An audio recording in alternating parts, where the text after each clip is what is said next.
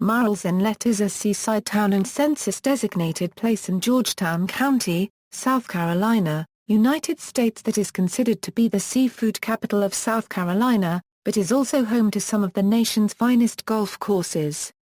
The population was 8,547 at the 2010 census.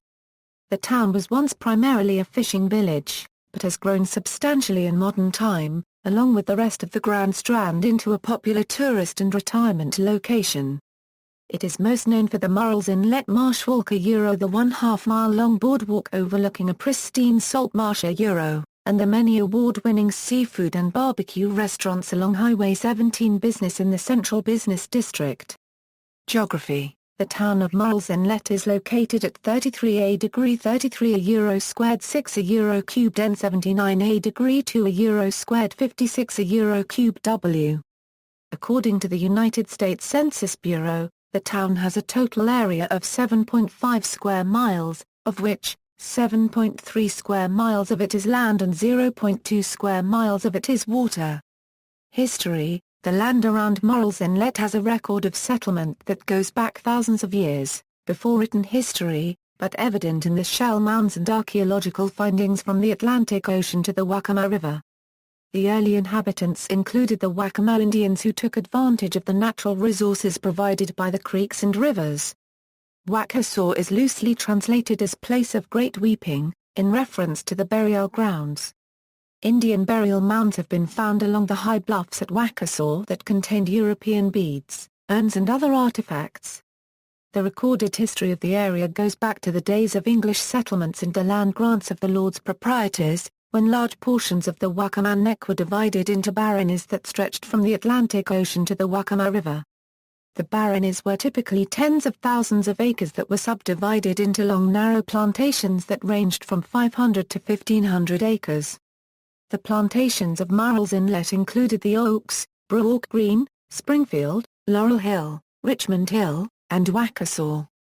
The first land grants were given to Robert Daniel in 1711, who in turn sold to several other speculators, with the first planters arriving in the 1730s to begin building settlements. The most notable was Captain John Murrell, who bought 2340 acres which eventually became Wackasaw and Richmond Hill plantations, and built a house on the bluff there around 1733. He was a subsistence farmer, and raised indigo as the primary cash crop. He died in 1771 and left his land to his son Daniel and his two daughters, after which it became the two separate plantations. Wackasaw Plantation was eventually purchased by Allard Bellin around 1800, while Richmond Hill passed through Murrell descendants until it was sold to an Alston. Adjacent plantations were owned by a host of famous planters, including Plowden Weston, his grandson Plowden C. J. Weston, William Alston, Benjamin Alston, Dr. Henry Flagg, Allard Flagg, Joshua Ward, Allard Bellin and their descendants. These plantations prospered during the establishment of the rice culture of the 1700s and 1800s.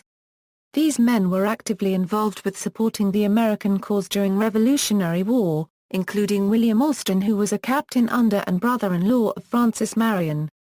The Waccamaw Neck planters were represented in the state Senate and House, as well as the governor's and lieutenant governor's office during the 1800s.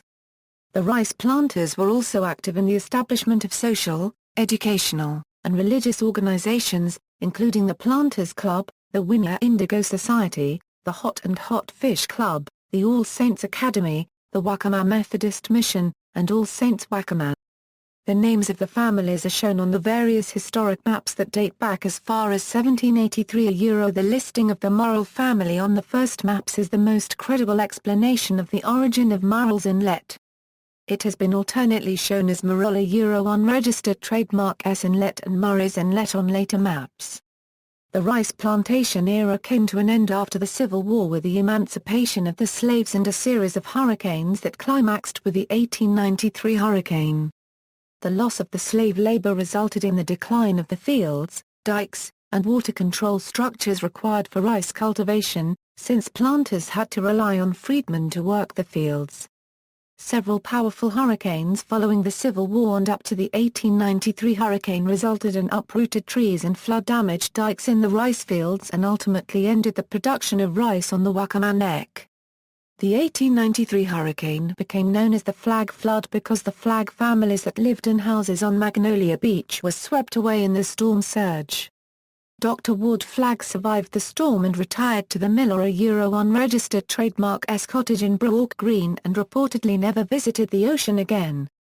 After Dr. Allard Flagg's death in 1901, his daughter sold Wackasaw and the Hermitage to Samuel Sidney Fraser, a real estate speculator, who bought and sold interests in several old plantations after the Civil War. Fraser held on to the plantation briefly before selling to Robert Ernest Beatty in 1905. Clark A. Wilcox of Marion purchased Wackasaw and the Hermitage in 1910 for $10,000 to use as a summer retreat. The Wilcox family retained the Hermitage, but sold Wackasaw in 1930 to William A. Kimbell, who also bought Richmond Hill with the purpose of developing a large hunting estate. With his purchase of both properties, Kimbell had restored the boundaries of John Murrell's original plantation. In 1920, Dr. Julius A. Mood of Sumter and a group of sportsmen bought Boardwalk Green, Springfield, Laurel Hill, and the Oaks to use as a hunting preserve.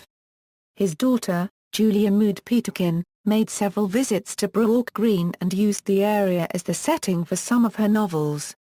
She won the Pulitzer Prize for Scarlet Sister Mary in 1928. Club members enjoyed their hunting paradise for 10 years as a succession of owners conserved the property before selling out to yet another wealthy outsider seeking a rural estate in the South where land was cheap. After numerous owners, railroad magnate Archer Milton Huntington purchased Boardwalk Green in 1930. At first, he and his wife, Anna Hyatt Huntington, intended Boardwalk Green as a winter resort. Eventually, they decided to use the plantation as an outdoor gallery for Mrs. Huntington's award-winning sculptures. The Huntington unregistered trademark S constructed Atalaya, a Spanish-style fort, on the beach to use for her studio and living quarters at what is now Huntington State Park, abandoning the plantation houses. Boardwalk Green is open year-round and offers tremendous opportunities for investigating the old rice culture, modern art, and beautiful gardens, for which Boardwalk Green is famous today. The years during the Reconstruction until World War I saw an increase in the number of settlers who moved to Murrells Inlet to enjoy the natural resources provided. The family names listed in the 1930 census records reflect the growth and are still found in Murrells Inlet today.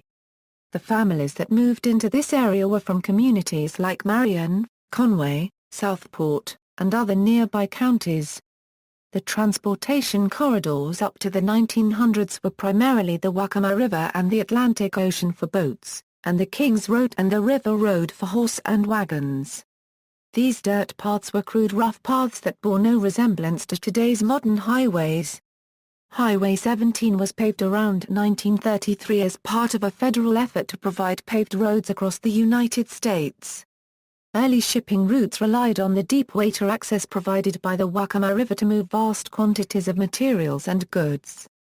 The Comanche was an early steamship that called on Wackasaw Landing to deliver passengers and mail to Murrells Inlet, Atalaya, Murrells Inlet Historic District, and Richmond Hill Plantation. Archaeological sites are listed on the National Register of Historic Places.